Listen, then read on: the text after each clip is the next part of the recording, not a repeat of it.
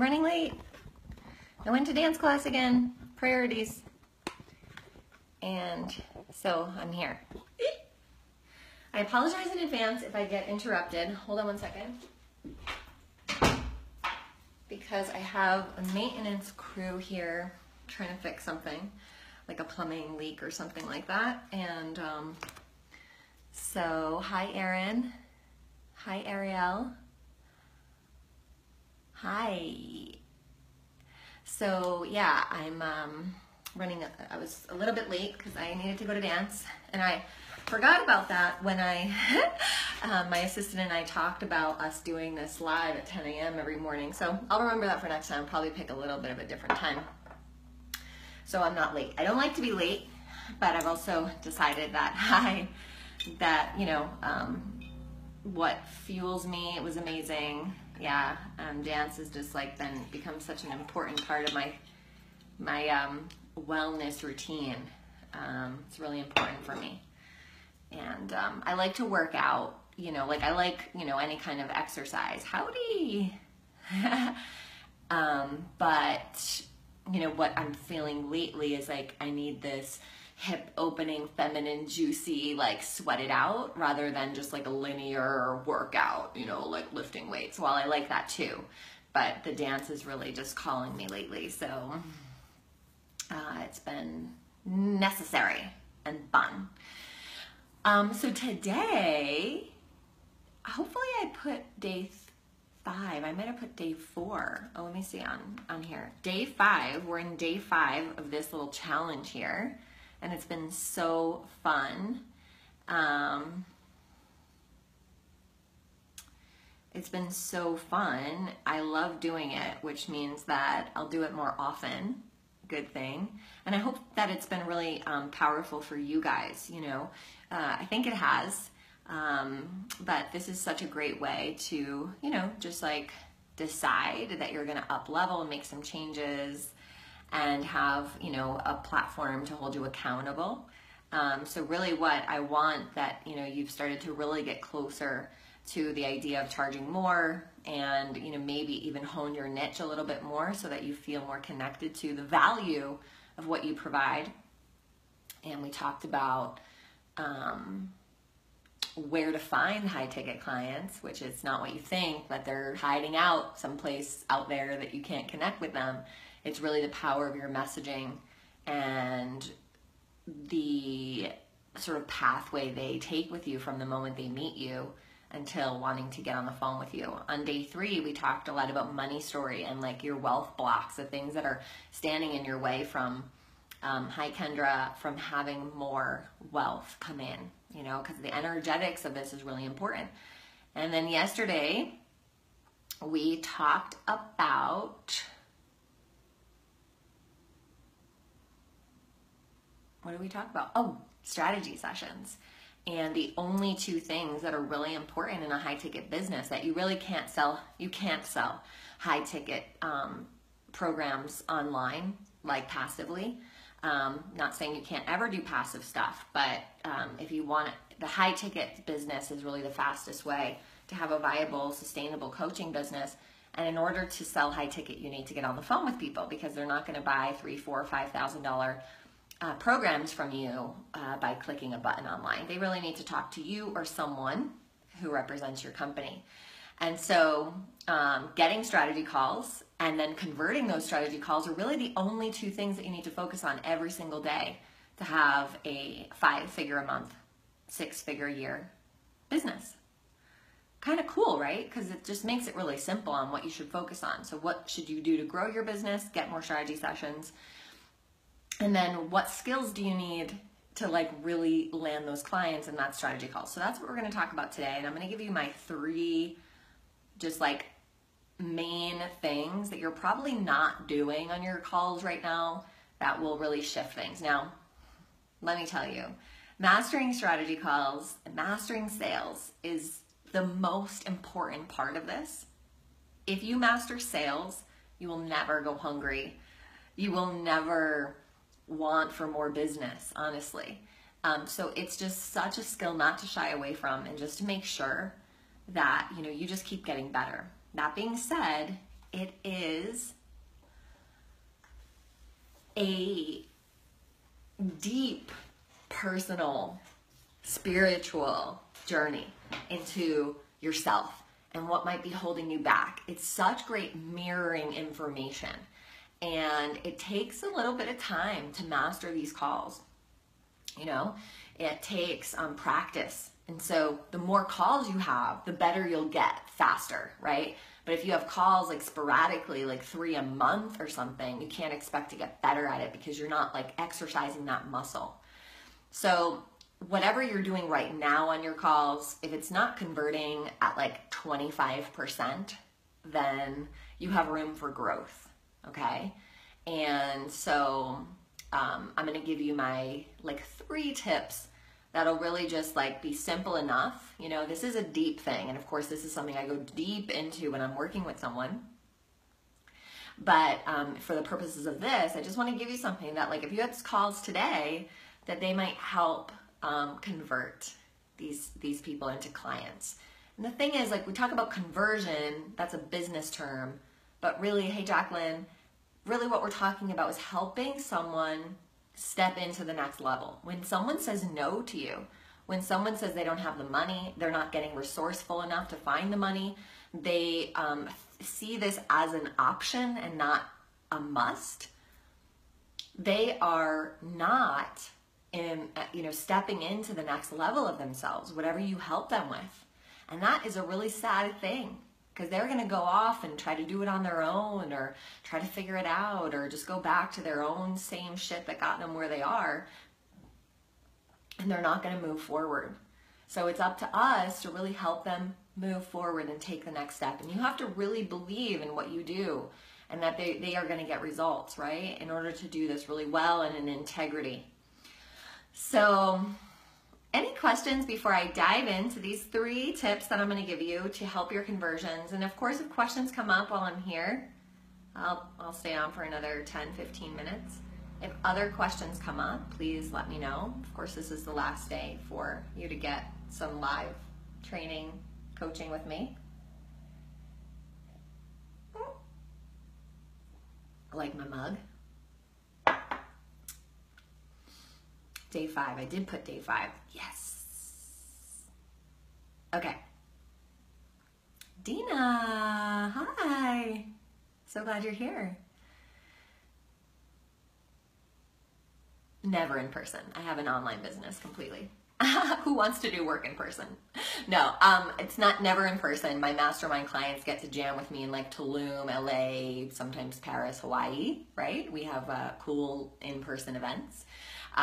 So they jam with me in person in like a few times a year. But as far as regular coaching, no.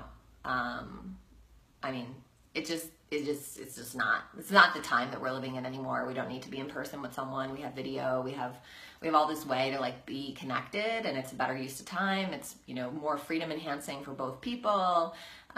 So no, I help lots of people go from having in-person coaching businesses or therapy businesses to having online businesses, because why the fuck not, right?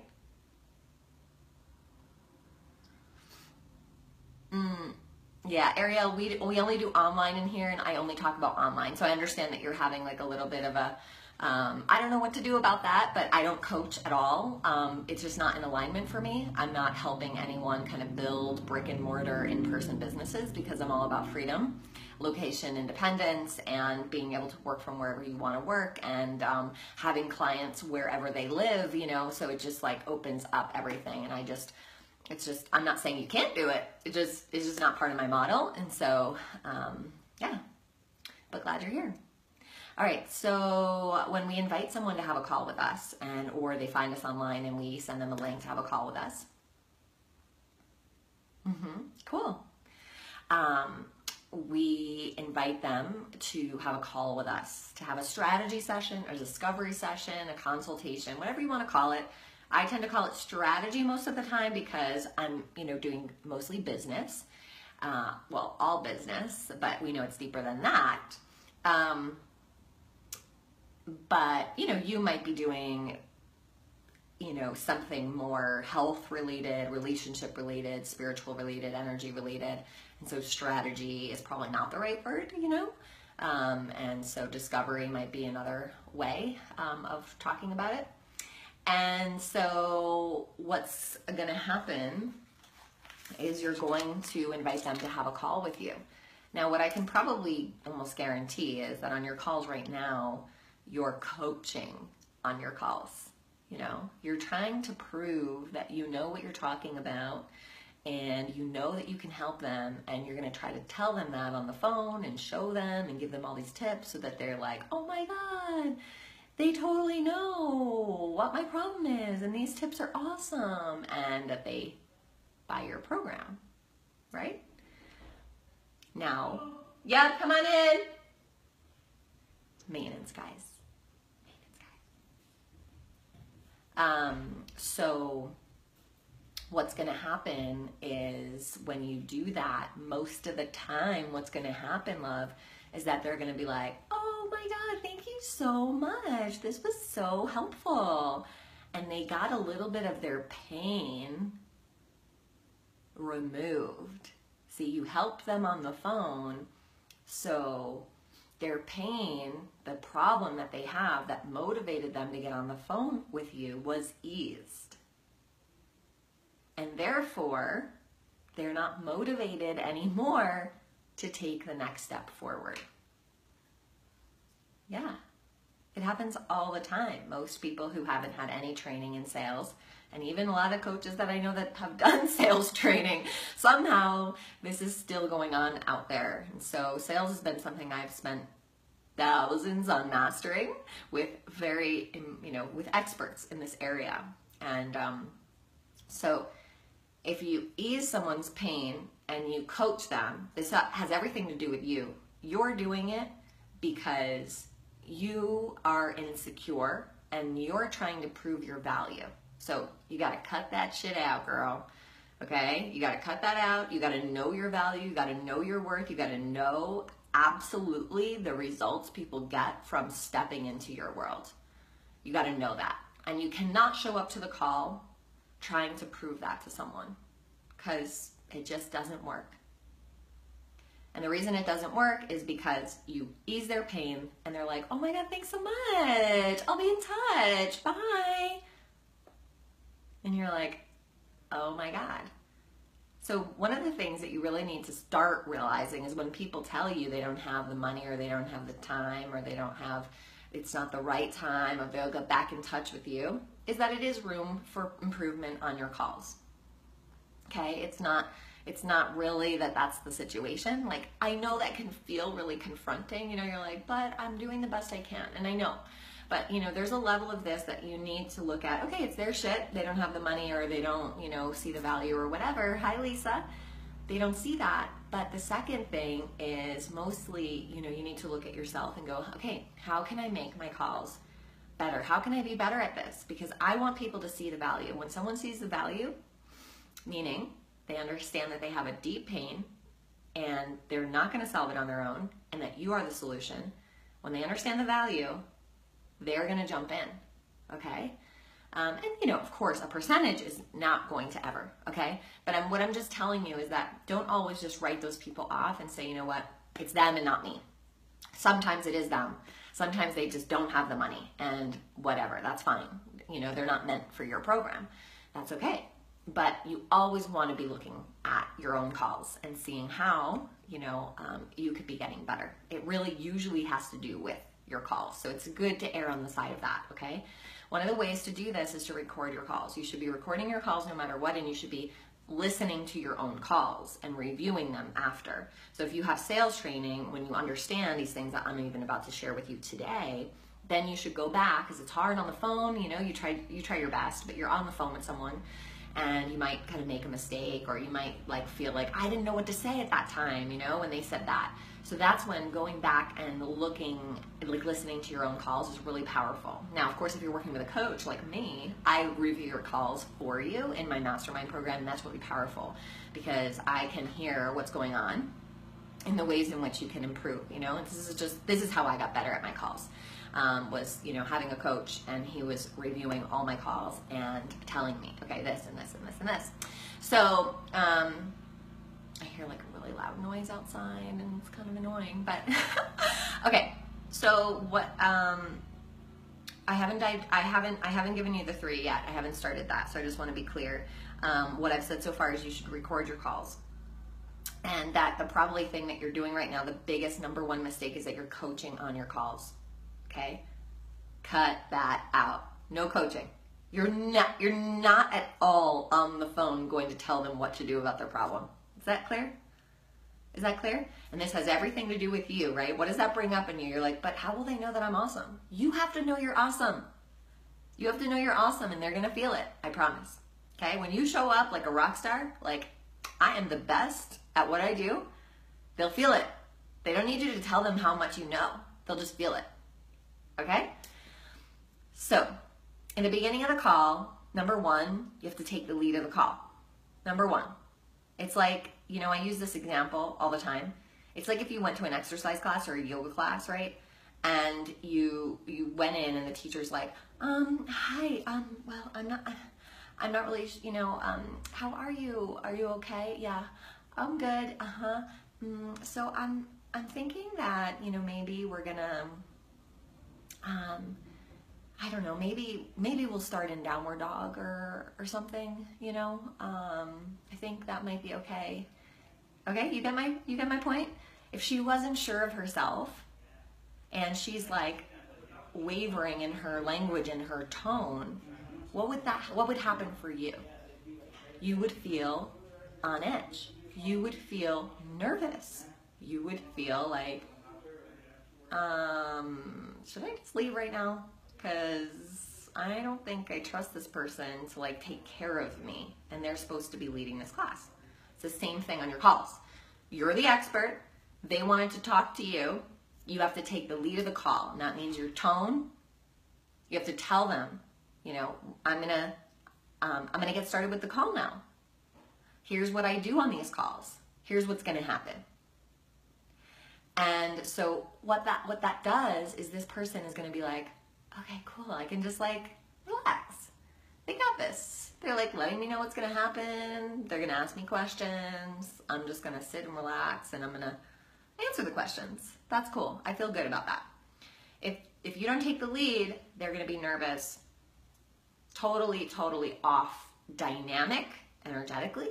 That sets it up all wrong, okay? You do need to be taking the lead. You need to be the leader, and you need to have and hold the power of the phone call. Now, I know we can start talking about power trips and all this stuff, but the thing is that it's really about, you're the expert. They're not an expert in this area that they just came to you for, and so you need to own that and have that exuding in your tone and the way your languaging, the way you set that up. And this should be in your script. Obviously, I'm not going to give you a script today, but that's something that I work on, of course, with my clients. But these things are really going to help you. All right, so you're going to take the lead.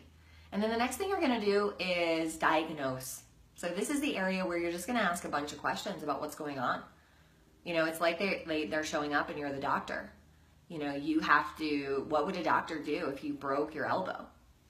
You know, she'd be like, does it hurt here? Here? What about when you do this? Or this? Or this? Or this? And what else are you doing? What have you been trying to do to fix it? How long has it been going on? Oh, how did it happen? When did it start happening? What have you already tried to do to fix it? What are you going to do to fix it? Oh, yeah, and then the doctor is going to be like, yeah, no, that's not going to work. You know what I mean? I'm the expert, and I'm going to tell you. But before I tell you what the answer is, I want to know what you want. Okay, so the first part is diagnosis, asking a ton of questions like you're the doctor. And then you're going to shift into like Sally. In order for me to understand if I'm the best person to help you, I need to understand, what do you want? What do you want to happen here? What is your dream in this particular situation? You know, what's your life look like? And you, all through this, all you're doing is really understanding, am I the right person to help them? This is about integrity. You're not like trying to sell people into shit that they don't need. Am I the right person to help them? Can I absolutely help them? And are they my perfect client? Like, are they not just someone who has some problem that I'm trying to fit myself into helping them because I'm desperate? No, I'm like, this is what I'm an expert at. This is my ideal client. I can absolutely help them in integrity. And so diagnosis, number one. Number two is give them a touch of their future. Have them feel it. Have them, and you have to dig deep. Some people are not even connected to their future, their dream future. So you have to help them with that, you know? What would your relationship be like? You know? What would this person look like? What would this person feel like? What would this person do to your life? How would your life be different with this person? That's just relationship, right? How would your life be out of the career that you're in? Like, what would happen? And then they'd hopefully talk about how it would trickle into their health and their kids and, you know, where they live. And that's when you're getting emotional stuff. That's really powerful. All right. And then number three is throughout the whole call, you know, you're taking the lead, right? At the beginning, I talked about that, but you're also using silence. Okay. What I hear the most on a lot of the calls that I review for my clients and stuff is that we're talking too much. All right. And we're and you have to let people talk, and you have to let people sit in their own answers. And even they have to wonder if their answer is the one you're looking for. There's a little bit of that going on when someone is wanting and maybe going to sign up with you. They're not sure if like what they're saying is right. And this is a really powerful psychological thing because they see you then as the expert. The more you're silent and you don't need to fill in the space, they're like, wow, like she is not nervous and she is totally confident in her questions and she's not filling in the space. And there's just something that does that's very, very, very powerful.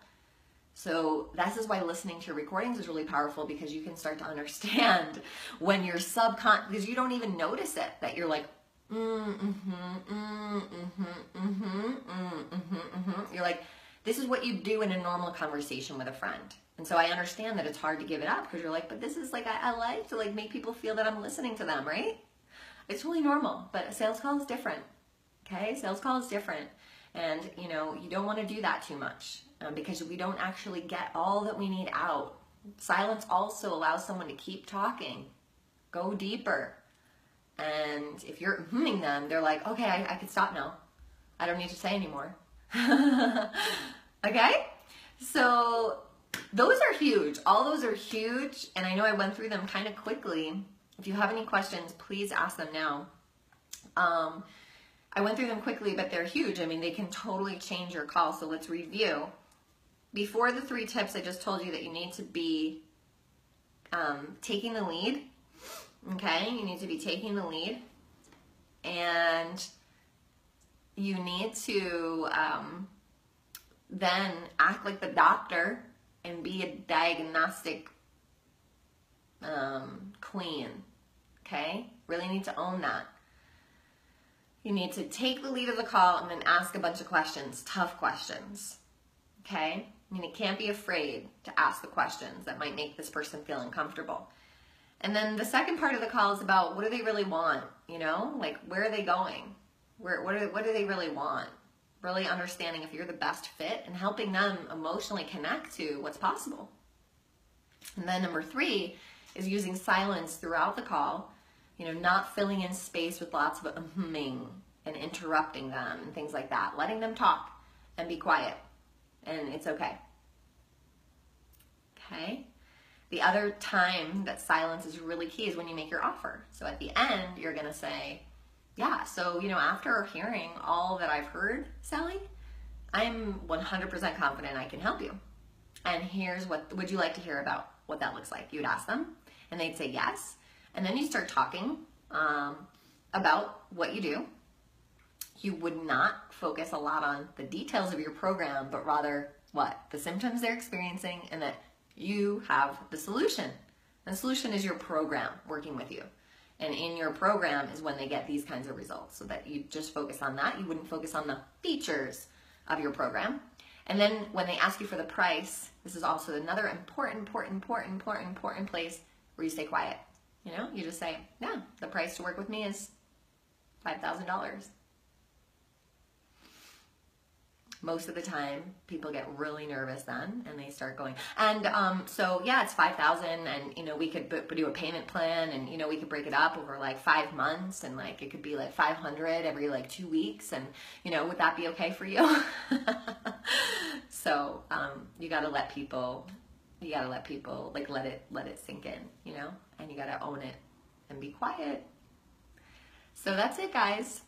There's so much more to strategy calls, but if you made those changes, I promise you, the number one overall is no coaching at all on the call. Okay, you don't need to prove anything to anyone. You're a rock star. They need your help. Okay, any questions? I have a few more minutes. Any questions? Preguntas.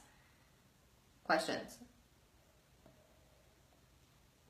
Come on, if you have strategy calls, you have to have questions about this.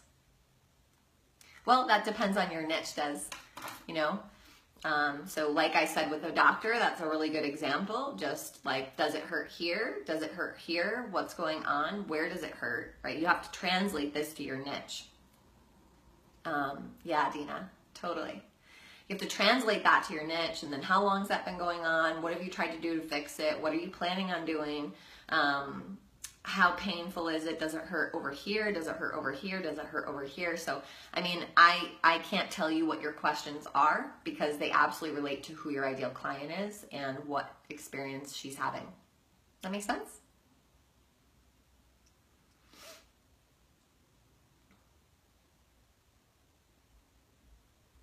Any other questions?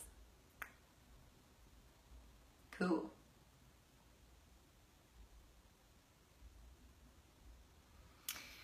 So, call to action today, and I'll be posting, or Brandy, my assistant, will be posting later, who is the winner of the grand prize. And the grand prize winner, to be eligible, you need to have participated every single day in our Facebook challenge, and this person is going to win. We're going to pick a name out of a hat, and this person is going to win a 20-minute private phone call consult with me. And it's not a sales call. It'll be totally like whatever you want to know from me for 20 minutes privately about your situation. So it's pretty rad.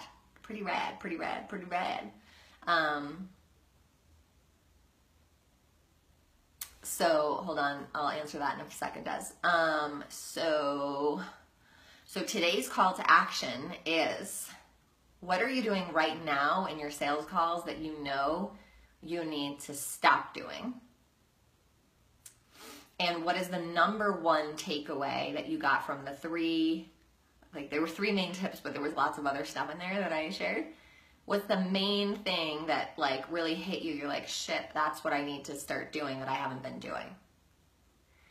And your mantra is pretty similar to yesterday, but the mantra is, I am a rock star at sales. And I love empowering people to take the next step to up-level their life. Okay, so how to get out of proving yourself? Well, number one, you just drop it. I mean, like, there's just not anything, cool, Ariel. There's just really not anything else. You know, investigate why you're trying to prove yourself. You know, investigate, write it down, like, think about, why am I trying to prove myself? Like, what is that about? What is that about? Do I not believe how awesome I am? And if I don't, then what do I need to do to increase my belief? What do I need to do to increase my belief that I'm a rock star at what I do? And so do those things that come to mind, you know, that would help you increase your belief that you're amazing and that people will get amazing results with you. And so that when that belief keeps increasing, you won't feel the urge to prove yourself, you know. I mean, part of this is energetic and doing the spiritual work, and part of this is, you know, having guidance and accountability, right? And like a script that actually shows you exactly what you need to be doing on your sales calls so that you don't go off script and start going like, oh my God, yeah, I'm totally going to help you. And this is what you should do. And like, you know, proving yourself, because, you know, it's easy to do that when you're on your own, but when you have accountability and you have someone like, you know, listening to your calls and things like that, then, you know, it's a lot, you're going to make progress a lot faster. Any other questions? Sales calls. This is everything, guys. Once you get down sales calls and you start to enroll a lot of people and then they start having amazing results, and then you can scale your business. So exciting. And like I talked about at the beginning of the week, that's when you can start adding passive products, and you can, you know, have people work with you without working with you privately and things like that. And that can just like increase your passive income, increase your income overall in your business and your impact.